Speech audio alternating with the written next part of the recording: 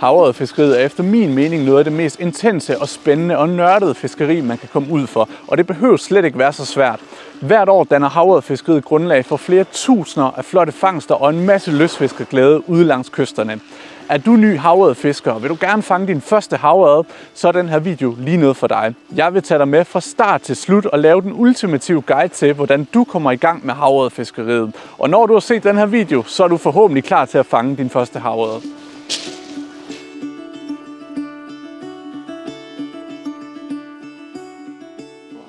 Jeg hedder Bjarke Deli og arbejder som biolog hos D2 Aqua. Havørreden er en af vores almindeligste fisk i Danmark. Den kan faktisk findes overalt langs de danske kyster. Det gør, at den er meget attraktiv for lystfiskeriet. Der er faktisk ikke nogen steder i Danmark, hvor man ikke er utroligt tæt på en kystplads, hvor man kan fange en havørred. Havørreden er så almindelig langs de danske kyster, at lystfiskere hvert år fanger flere 100.000 havørreder. Langt de fleste havørreder bliver fanget langs kysterne, men der bliver selvfølgelig også fanget en del i vandløbene. Det skyldes, at havørreden er en vandrefisk, som både har brug for saltvand og ferskvand for at fuldføre sin livscyklus. Hvert efterår vandrer havørrederne op i vores vandløb for at gyde, altså lægge deres æg. De har ved æggene ligge hele vinteren og vokse og blive til små ørreyngel, som bruger 1 til 3 år i bækken, inden de selv smoltificerer og vandrer ud mod havet. Havørreden lever typisk 1 til 4 år i havet, inden den selv vandrer mod det samme vandløb, hvor den er klækket, for at fuldføre livscyklusen. Langt de fleste af de havørreder, som lystfiskerne fanger langs de danske kyster, er fisk mellem 30 og 50 cm. Men de kan selvfølgelig også blive større. Og de største fisk, vi kender til herhjemme, det er trofæfisk på helt op mod 10 kg.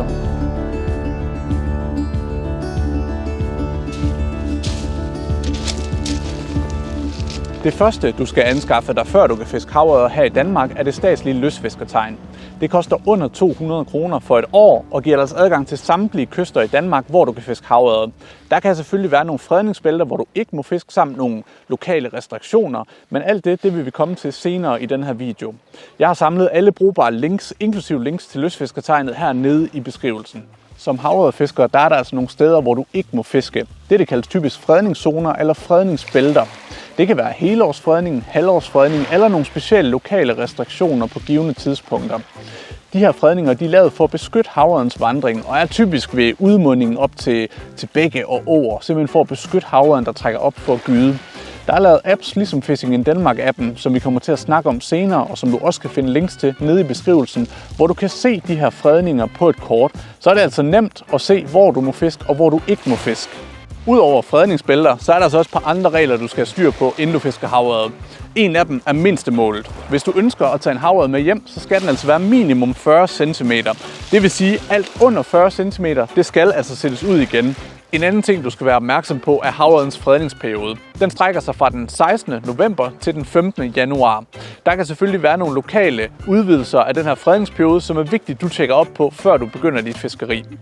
Det er også vigtigt at sige, at det altså kun er havørreder i gydedragt, der er omfattet af den her fredningsperiode. Det vil sige, at havørreden er helt sølvblank og har løse skæl, så er den ikke omfattet af fredningsperioden. En havørred i gydedragt, den kendes altså ved, at den har ændret sit skinnende sølvudseende til en noget mere farverig dragt. Det kan være en dragt alt lige fra mat sølv over i brunlige og gule nuancer. Danmarks Sportsfiskerforbund har været så venlig at udlåne os de her billeder, hvor man tydeligt kan se, hvordan havørreden ændrer sit udseende kontra hvilket stadie den er i. Ydermere har Danmarks Sportsfiskerforbund også en rigtig god artikel liggende, hvis man gerne vil læse mere om, hvordan man egentlig kan kende en havørred i de forskellige faser af dens liv. Typisk så siger vi, at der er en blankfisk, den er helt blank. Så er der en gydefisk, altså en fisk i gydedragt, som er sådan lidt mere brunlig gullig. Og så er der så også en nedfaldsfisk, eller også kaldet en nedgænger. En nedgænger, det er altså en fisk, der har været oppe i åen for at gyde, og som er kommet tilbage. Og typisk så er den her fisk altså noget slank, den er afkræftet, den er ikke blank mere, og den kan have sår og svamp på sig osv. Det er altså en fisk, som skal komme til hægterne igen, og det er bare rigtig god etik, uanset om den er inde i sin fredningsperiode eller ej, og sætte sådan en fisk ud igen, så den kan komme sig, og så kan du eventuelt fange den, når den er stor og blank. Vi kommer ikke udenom, at grej er en vigtig del af havørredfiskeriet, og jeg tænker, at vi deler grejet op i lidt forskellige emner. Der er sådan noget som stang, hjul og line, så er der endegrej, og så er der beklædning, og så er der selvfølgelig noget tilbehør, som gør havørredfiskeriet nemmere. Så lad os starte med stang, hjul og line. Stangen, det er noget, der er rigtig, rigtig mange meninger om, men ved alt det her grejsnak, der vil jeg bare komme med min sådan helt ærlige mening, der er barberet helt ned til at være, altså det simpleste af simpleste. Så hvis vi starter med stangen, så vil jeg sige, at en 9-fods stang, det kommer man rigtig, rigtig langt med. Den skal gerne have en kastevægt, der ligger på omkring en 7-30 gram. Der er stænger, der hedder 7-23, der er nogen, der hedder 7-30, men omkring i det spænd, så er man altså rigtig, rigtig godt kørende. Hjulet, der sidder der på, det er en størrelse 3000. Hvis man bruger enten en størrelse 2500 eller en 3000, så er man igen rigtig godt kørende, og så passer det altså til en 9-fods stang. Linen, der sidder der på, der vil jeg til hver en tid anbefale, at man bruger en fletline. Det giver altså en bedre føling, det giver typisk mindre kluder, hvis man har et hjul, som har et godt lineoplæg. Og så synes jeg bare generelt, at fletline det er mere behageligt at fiske med. Af fletline, der kan jeg godt lide at bruge omkring en 0,12 til 0,14.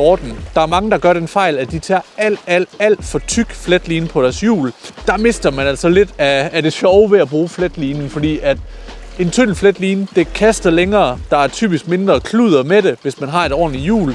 Så en fletline omkring 0,12-0,14 mm, det er i hvert fald, hvad jeg anbefaler. Nu har vi en god snak om stang, hjul og line, og så lad os egentlig hoppe ind til endegradet. Fordi at der er rigtig, rigtig meget forskelligt. Men det, at markedet er rigtig præget af lige for tiden, det er dem, vi kalder gennemløbere. Der er forskel på gennemløber og så et klassisk fastmonteret blink. De helt klassiske blink, de dur selvfølgelig stadigvæk. Jeg fisker også selv tit med dem, men gennemløbere, de er altså kommet for at blive. Det, der karakteriserer en gennemløber, det er simpelthen, at linen, den løber igennem som gennemløb, og så er du egentlig krogen siddende hernede. Det gør, at når fisken, den hugger, jamen, så kan den ikke bruge gennemløberen til at vriste sig fri. Altså, den kan ikke bruge gennemløberen som en brækstangseffekt, som den måske mere kan ved et fastmonteret blink. Måden, jeg har gjort det her på, det er simpelthen ved, at på min hovedline, der har jeg bundet en lille bitte svivl. For enden af den svivl, der har jeg så bundet cirka 70 cm til 1 meter fluorkarbonforfang. Fluorkarbonforfanget, det har 2 egenskaber i det her sammenhæng her. En, det er, at den er mindre synlig end fletlinen, så den skræmmer i teorien fisken mindre. Og 2, det er altså, at den er noget mere slidstærk, når vi har gennemløberen, der skal sidde og køre frem og tilbage herpå. Så et fluorkarbonforfang fisker jeg altid med, uanset om det er fastmonteret blink eller gennemløbere. Så jeg har altså mit fluorkarbonforfang, der bruger jeg cirka en 0,35. Jeg kører så min gennemløber på, og dertil, der kører jeg så 1 eller 2 perler. Jeg kan godt lide først at køre en hård perle på, og så en blød perle. Det de gør, det er egentlig, at de beskytter knuden, der sidder hernede, fordi i enden, der sidder krogen altså.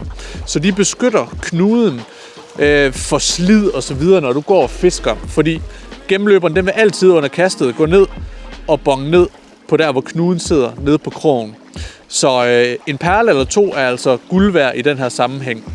Nede nederst, der har jeg så min krog. Og nu om dagen, der laves de her kroge til gennemløbere altså færdigrigget. Fordi de skal nemlig rigges på en lidt speciel måde. Hvis vi prøver at tage det fra krogen og op efter. Vi har krogen for neden. Der kan man enten bruge en trækrog eller en enkeltkrog. Så har vi en springring.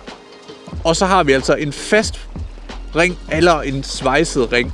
Det gør altså, at du har et krogsystem, der hænger frit og kan bevæge sig nede under gennemløberen.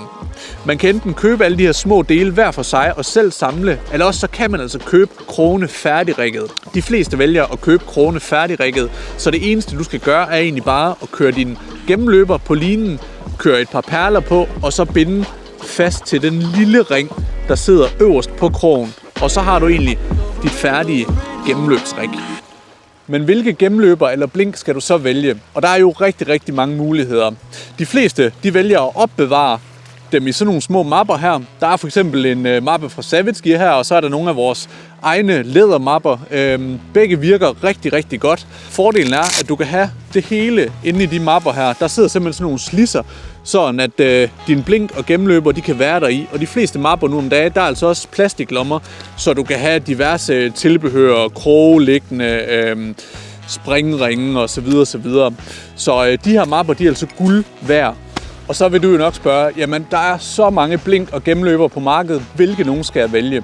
Hvis vi prøver at barbere det rigtig meget ned, for det er noget, jeg kunne snakke om i rigtig, rigtig lang tid, og det kræver nogle videoer for sig. Men hvis vi prøver at barbere det rigtig meget ned til det helt simple, så synes jeg, der er 3 ting, man skal koncentrere sig om.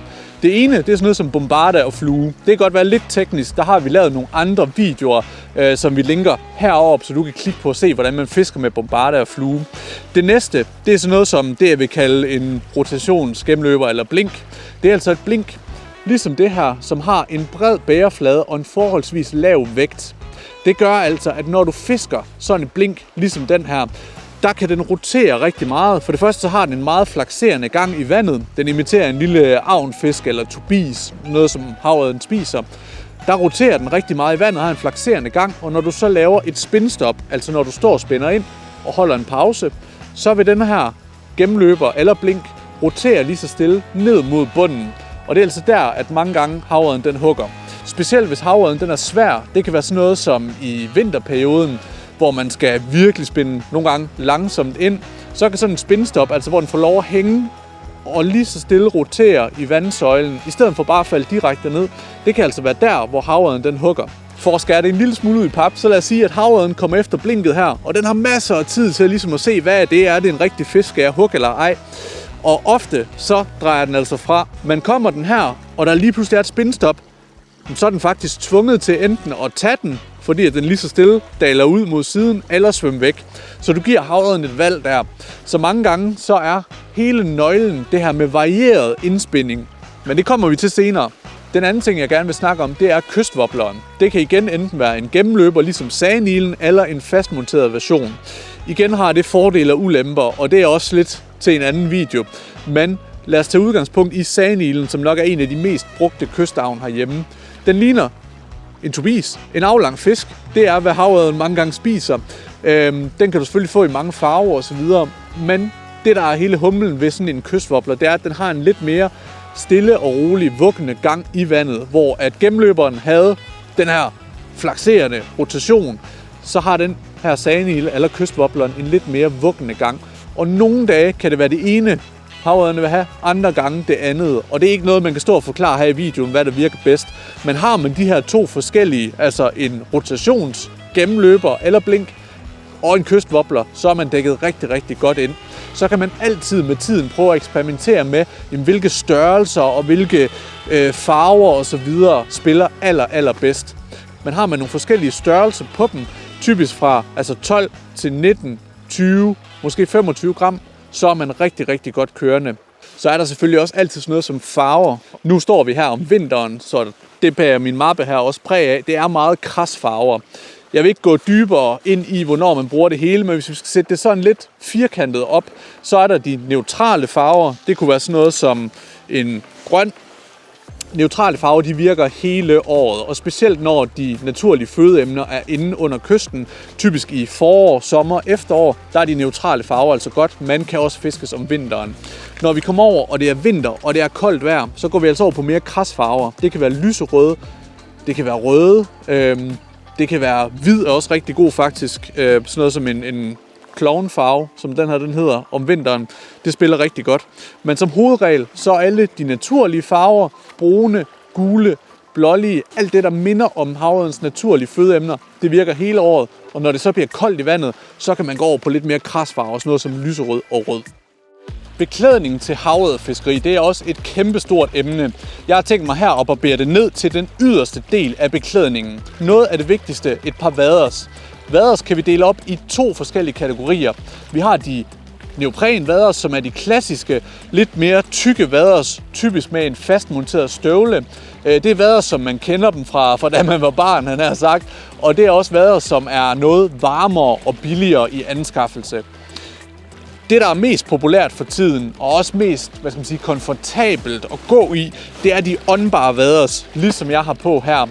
Åndbare vaders, de kommer også i mange forskellige prislejer, typisk omkring 1000 kroner og op, hvis man skal have noget ordentligt. Åndbare vaders, de har en noget bedre pasform. De er åndbare, som navnet antyder, så er det måske også lidt mere behageligt at gå i. Mest fordi, at man typisk har en løs støvle på de åndbare vaders. Det vil altså sige, at du har en vaders, hvor der er en neoprensok nede i bunden, Og ud over den sok her, der tager du så en separat støvle. Så der er mange, der ligesom siger, jamen, hvordan kan det være, at de bare går rundt i almindelige bukser og kondisko? Og det ligner det næsten også, men det er altså et par vaders, hvor man så har sin separate vadestøvle, som man tager udenover. Og det giver altså nogle muligheder for, at du har en støvle, du kan spænde ind med snørebånd, og som har noget bedre støtte end de klassiske gummistøvler, som typisk sidder på neoprenvadersen. Så sådan et par åndbare vaders her, det er altså guld værd. Udover de åndbare vaders, der kan man enten vælge bare at have en skjorte på eller et eller andet indenunder og køre den åben, ligesom jeg har her. Eller man kan tage en vadejakke udenover. En vadejakke, den adskiller sig fra en almindelig jakke ved, at den er tiltænkt, at du kan have den på udenover din vaders og så gå ud i vandet med den. Så der er typisk ikke noget for i. Det er typisk bare en helt plain skaljakke, der også er en lille smule kortere end en almindelig fiskejakke eller almindelig hverdagsjakke. Det gør altså, at du kan vade ud til hofterne og stadigvæk have jakken fri af vandet. Men jakkerne, de er altså lavet til, at du også kan have dem på, og de kan blive våde ude i vandet. Sådan nogle vadejakker her, de kommer altså også i mange forskellige kvaliteter og forskellige prislejer. Fælles for dem alle er, at de skal kunne holde dig tør. Der kigger man typisk på vandsøjletrykket, ligesom en regnjakke. De skal kunne holde dig tør, og så skal de gerne have nogle gode lommer, så du kan have alt dit grej på dig. For det er så også en af nøglerne at være mobil på kysten, uden at skulle slæbe så meget som muligt med. Så en god vadejakke, der kan holde dig tør, tag vinden, det er også alfa og omega. Når du så har din vadejakke, du har din vaders, du har eventuelt et par vadestøvler, hvis det er de åndbare vaders, så er du faktisk rimelig godt klædt på til at tage ud på kysten. Så er der sådan nogle ting som et par polaroidbriller, der kan være rigtig gode. Et par polaroidbriller, det fjerner refleksionen ude på vandet, sådan så du bedre kan se, hvis der er en fisk, der følger efter dit blink. Derudover så er det rigtig god idé at have en god taske, som du kan have alt dit grej i, eventuelt en madpakke, noget at drikke. Og til sidst så er det altså også vigtigt med et godt fangstnet. Et fangstnet, det kan du typisk spænde på din vadejakke eller på din taske med en netmagnet. Det gør altså, at du nemt kan have fangstnettet med, uden det i vejen. Og når du så får en fisk på, så er det lige til at klikke af og lande fisken. 2 andre uundværlige værktøjer som havodderfiskere, det er 1. En lineklipper. Mange vadejakker, de har sådan en lille snor her, du kan trække ud og ind, en pinreel eller en retractor snor, som det også kaldes, hvor du kan have din lineklipper siddende på. Det er altså super nemt, når du skal klippe din line, lige at have den ved hånden. Husk altid at tage alle små linestumper med hjem. De bliver altså ikke nedbrudt i naturen, og det kan gå ud over dyr og andre ting. Det er bare noget skidt. Så tag dem i lommen, gør det til en vane og smid dem ud, når du kommer hjem. Den anden ting, det er en tang. Jeg bruger sådan en helt klassisk en her, har den altid på mig, når jeg husker den i hvert fald. Den kan sidde her i vadejakken. Igen, mange vadejakker har sådan en lille sådan toolbar, hvor du kan have tænger og sådan noget siddende i. Og ellers så kan den altså nemt klipses fast. Det gør altså, at du har meget nemmere ved at afkroge fisken, og så får du ikke lige en krog i fingeren eller lignende. Nu har vi alt gradet på plads og skal egentlig ud på vores første havoddertur. Og hvis det virkelig er din første havoddertur, så kan jeg godt forstå, at du sidder og tænker, hold nu op, hvor skal jeg tage hen? Og det er også svært. Jeg prøver at gøre det her emne rigtig, rigtig simpelt, og det er igen noget, man kunne snakke lang tid om. Men hvis vi prøver at skære det helt ind til benet, så som hovedregel skal du finde havodden der, hvor havodden finder sin føde. Hvis du er ude og bade om sommeren, så har du sikkert lagt mærke til, at rundt omkring alt det her tang her, der er der små tanglopper, der er måske små fisk, der er rejer og så videre. Og det er altså også dem, som havodden den godt kan lide at jage. Så går man efter områder, hvor der er den her mørke bund, eller leopardbund, som vi kalder det, altså kuperet bund med nogle sten, noget tang, noget variation nede på bunden, sandrevler og så videre. Så alle de steder her, hvor der er det her mørke tangområder, det er altså steder, hvor havodden den godt kan lide at gå. Og selvom det måske godt kan virke en lille smule nemt for mig at stå og sige, så prøv at spørge Google med hensyn til havodderpladser. Hvis du for eksempel skal til Fyn, så prøv at google havodderpladser Østfyn. Det kan være havodderpladser Sjælland, havodderpladser Djursland osv. Der ligger rigtig mange pladsbeskrivelser online, og det giver altså et godt udgangspunkt til, hvor man skal opsøge havodderen på de forskellige årstider. Du kan også kombinere søgningen en lille smule, måske med at skrive havodder Fyn vinter, havodder Djursland sommer, havodder Sjælland forår. Der er rigtig, rigtig mange muligheder, og nettet det er en kæmpe hjælp i dag. Så prøv at spørge Google en lille smule, eller download for eksempel Fishing in Denmark-appen, hvor der er rigtig mange forskellige pladsbeskrivelser på. Det kan altså hjælpe dig i gang til, hvor du finder havodderen henne. Fishing in Denmark har en webplatform, og så har den en app, man kan finde på App Stores. I appen her, der finder man for eksempel en masse smarte funktioner, især som kystfisker. En af tingene er, at der er alle danske fiskepladser, eller mange af dem i hvert fald. Der er selvfølgelig masser af små pladser imellem pladserne. Men man kan gå ind og slå forskellige typer af pladser til. I dag har jeg kystpladser til, og du kan gå ind og se alle vandløbene i Danmark, hvor der er sådan at se, der er fiskeri på, hvilke foreninger, der har adgang til vandløbene, og du kan se søer og på den take. Appen er super god at have med ud, når man er ude at fiske. Den er også god til, når man skal planlægge sin fisketur. Så det er en app, vi optimerer og udvikler på i forhold til det fiskeri, vi har her, og især kystfiskeri. Så her i appen her, der er det super simpelt at se, hvor de her fredningsbælter er. Og fredningsbælter, det er vigtigt, at man ikke fisker ind i dem. De er der for at beskytte fiskene, og især fisk på vandring. Og det er nemt at se de her forskellige farver, og det er nemt at læse om det. Man kan trykke på dem på kortet. Og så er man sikker på at ikke gå ind i sådan et, og man kan se, hvor man står i forhold til en fredning. En anden god funktion, det er, at du har en markør her på. Og i forhold til de markører, der er nogle detaljer nede i bunden af kortet i forhold til vejr og vind og vandstand og vandtemperatur. Og klikker du på dem, så kan du se en graf over vandstanden. Det er en prognosegraf, men du kan også se dataen, hvor den er nu, grafen, altså vandstanden lige nu i forhold til, hvor du er. Selve Fishing in Denmark-appen, den kan downloades på App Store, både til Android og iPhone. Og man kan også gå ind på fishinginddenmark.info og læse om appen og finde alt det her indhold derinde også. Men det er en god start. Gå ind og downloade appen og se, hvad den kan, og bruge den til som inspiration eller til at udforske fiskepladser og fiskeri.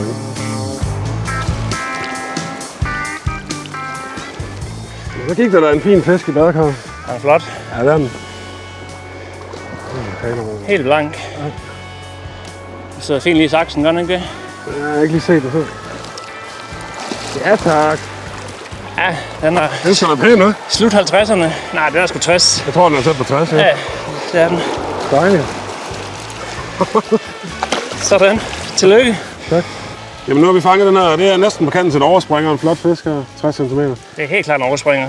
Nu står vi her med et net, så det er ret nemt for os her. Vi håndterer den i nettet. Vi kan afkorte lige stille og roligt her. Og vi kan løfte op og tage et billede her hurtigt. Ja. En flot fisk. Flotte finner og det hele. Ja. Så skal vi lige lade finde ud og så sætte den ud. Ja, bare sætte den ud. Den ser sådan her ud.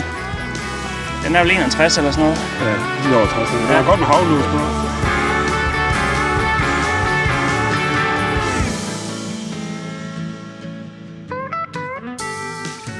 Når du har fundet en plads, som du gerne vil besøge, så synes jeg personligt, det er rigtig, rigtig vigtigt at have en slagplan, inden du begynder fiskeriet. Jeg kan godt lide at have kigget pladsen igennem på f.eks. Google Maps eller hvilket som helst satellitbillede, og simpelthen fundet ud af, jamen, hvor er de interessante områder på en plads. Det kan være nogle pynter, hvor der er strøm ved. Det kan være badekar, altså de her mørke render, der er helt ind under land med dybere vand i. Og det kan være sådan noget som revlegennembrud og så videre. Alle de her ting, dem har jeg ligesom noteret, inden jeg går i gang med fiskeriet. Og når jeg så kommer ud til pladsen, jamen, så ved jeg, at jeg har A, B, C og D af de her hotspots, som jeg gerne vil besøge. Og så begynder jeg egentlig bare alt efter vind og vejr at få fisket de her hotspots igennem. Og en god ting, det er simpelthen at få, altså inden du starter fiskeriet, og inden du vader ud, så simpelthen få lagt et kast i nærområdet. Læg 2-3 kast i nærområdet, simpelthen fordi, at havørrederne, de går altså typisk rigtig, rigtig tæt på land, og man kan blive overrasket over, hvor tæt på land de egentlig går. Og det ville være træls at være ud direkte i en stor stime havørreder og skræmme dem, inden du når at få kastet. Hvis vi skal snakke en lille smule om, hvordan jeg effektivt affisker noget vand, jeg er kommet til, så er der i hvert fald 2 overordnede måder, som jeg gør.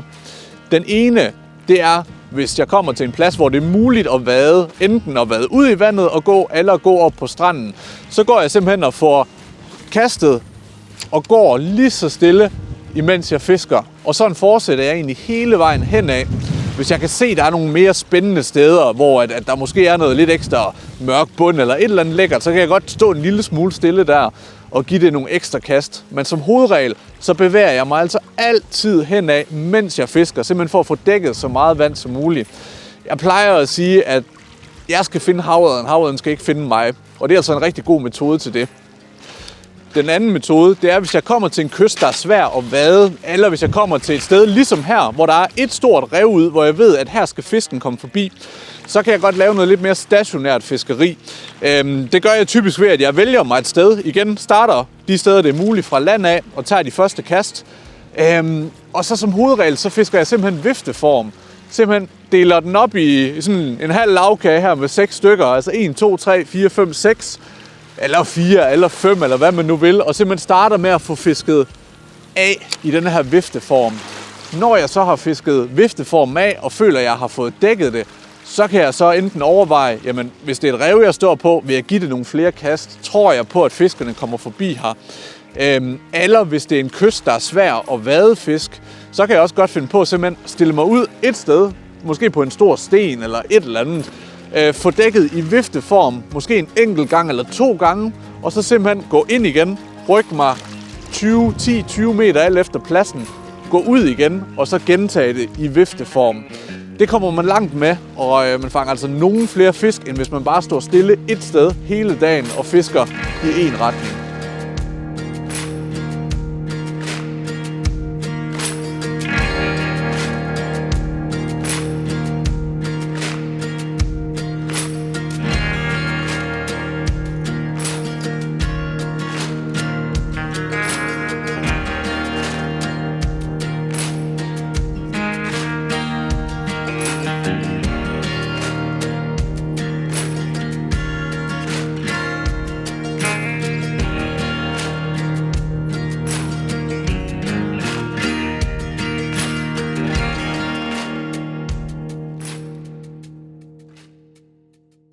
Fordi alle havørreder starter deres liv i en å eller en bæk, er det vigtigt, at de er i en god miljøtilstand. Derfor bliver der gjort et stort arbejde med at restaurere vandløbene i hele Danmark. En del af vandløbene bliver restaureret af kommunerne og staten, men også lystfiskere kan bidrage. I rigtig mange foreninger har vandplejegrupper taget initiativ til at få lavet gydebanker, lagt dødt ved ud og lavet flere skjulesteder til fiskene. Har du som lystfisker lyst til at bidrage til en sund havbestand, så kontakt en lokal forening og hør, om ikke du kan hjælpe med et projekt i nærheden af dig.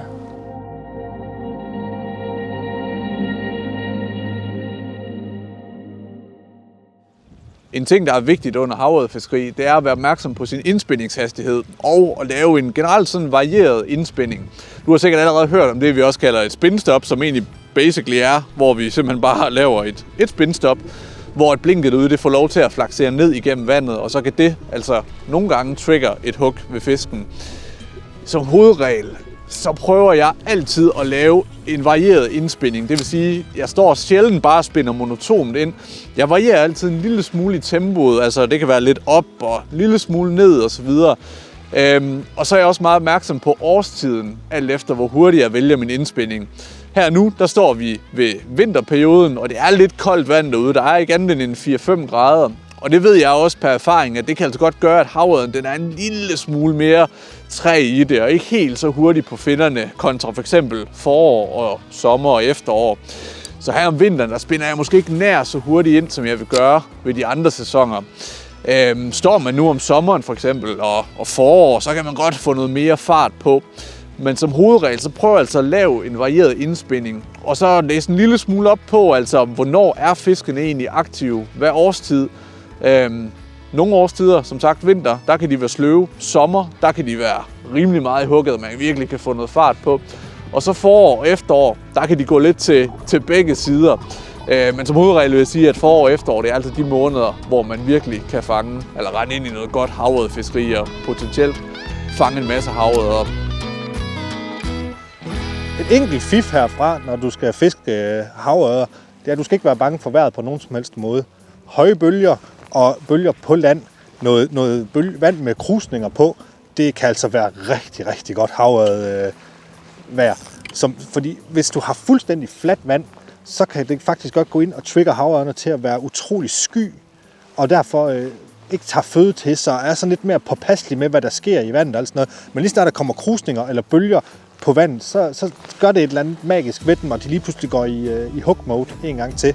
Så en anbefaling herfra er i hvert fald klart, at du skal fiske i noget vand, som der er en lille smule krusninger eller bølger eller noget på.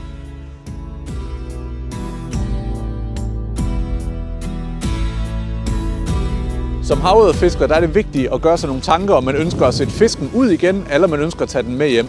Ønsker man at sætte fisken ud igen, så vil man selvfølgelig også have, at fisken har optimale chancer for at overleve. Og der er altså nogle gode grundtrin, som man skal følge. Det der er med fisken, det er, at den har et slimlag, og det her slimlag, det fungerer ligesom vores immunforsvar, og det er altså fiskens, panser for at overleve.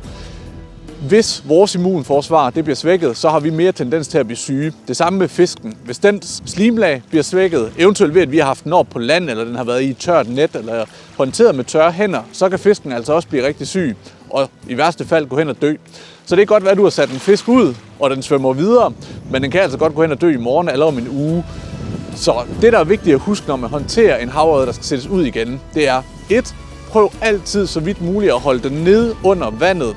Simpelthen sørg for, at fisken den er våd. En våd fisk den har altså større chance for at overleve ved det, at den slimlag ikke bliver svækket.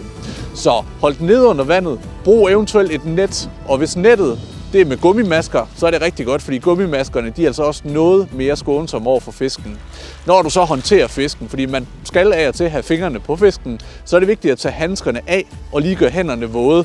Det gør altså, at en våd hånd på fisken, det skader ikke immunforsvaret. Nu har jeg været så heldig at fange en rigtig, rigtig fin fisk her. Nærmest en overspringer her i vinteren. Så det første, jeg altid husker på, det er at lade fisken blive nede i nettet for det første, så den er nede under vand. Og der er det altså rart med et flydende net, som jeg egentlig bare kan lade ligge her. Det næste, det er, at jeg vil rigtig gerne have den her fisk ud igen. Så jeg tager mine handsker af, kaster vi lige op på land, og så gør jeg altid mine hænder våde, inden jeg rører ved fisken. Og lige prøv at tage et kig på den her. Jeg lader egentlig bare mit net flyde rundt hernede. Prøv at se. Den har stadig fluen i munden. Fanget her i december måned. En rigtig, rigtig fin fisk. En smule slank, men altså rigtig fin blank. Så altså en fisk, man potentielt fint kan tage med hjem, men vi vil egentlig rigtig gerne lade den få friheden igen. Så en lille lyserød glimmerreje her. Så dejligt vigtigt, at man har tangen på sig til lige at kunne vippe fluen af. Og så skal den egentlig bare have friheden igen. Lad os få den ud her. Så vidt som muligt prøver jeg at undgå at løfte fisken for meget op, men det er okay at lige løfte den op til et enkelt billede. Så den er frisk til at komme afsted. Kom der. Sådan. Noget man også skal tænke over, det er selve etikken med det. Vil man gerne have godt havørredfiskeri langt ud i fremtiden, og måske gerne have de næste generationer skal opleve det samme gode fiskeri, jamen så skal man måske ikke tage alle de fisk med hjem, man nu kan. Havet, det er altså ikke en udtømmelig kilde, og det gør også, at vi som lystfiskere bliver nødt til at tænke over, hvor mange fisk vi tager med hjem, og hvor mange vi sætter ud igen. Heldigvis så er der en rigtig, rigtig god tendens til, at folk de tænker over tingene, de tænker over bæredygtigt fiskeri, og de tænker altså også over vigtigheden af at sætte fisk ud igen. Så husk på, fanger du en fisk og gerne vil sætte den ud igen, så husk at følge de meget simple regler. Hold fisken våd, så kommer du altså rigtig langt, og fisken har meget større chance for at overleve.